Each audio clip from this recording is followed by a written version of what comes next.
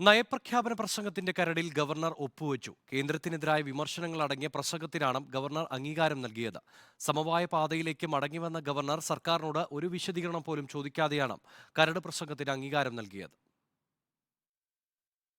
നയപ്രഖ്യാപന പ്രസംഗത്തിൽ ഒപ്പുവെക്കാതെ 2022 സർക്കാരിനെ മുൾമുനയിൽ നിർത്തിയിട്ടുള്ള ഗവർണറാണ് ആരിഫ് മുഹമ്മദ് ഖാൻ.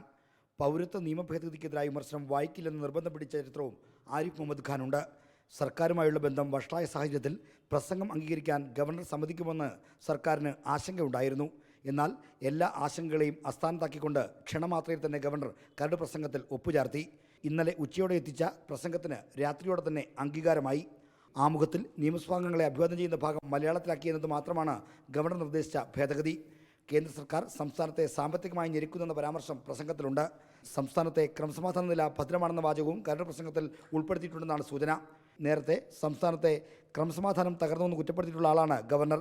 ഫലത്തിൽ ഗവർണർ നിലപാട് തള്ളിക്കളയുന്നതാണ് ഈ പരാമർശം. ഇതര സംസ്ഥാനങ്ങളെക്കാൾ മികച്ചതാണ് കേരളത്തിലെ ക്രമസമാധാന നിലയെന്ന് കണക്കുകൾ സഹിതം സ്ഥാപിക്കുന്ന പരാമർശവും കരട് പ്രസംഗത്തിലുണ്ട്. ഇതിലൊന്നും സർക്കാരിനോട് ഒരു വിശദീകരണം പോലും ചോദിക്കാതെയാണ് കരട് പ്രസംഗത്തിൽ ഗവർണർ ഒപ്പിട്ടത്. ഇതിൽ ഏതൊക്കെ ഭാഗം ഗവർണർ വായിക്കുമെന്നതാണ് ഇനിയത്തെ ആകാംക്ഷ. വായിച്ചാലുമില്ലെങ്കിലും അതെല്ലാം പൂർണ്ണമായും സഭാരേഖകളിലുണ്ടാകും. റിപ്പോർട്ടർ, തിരുവനന്തപുരം.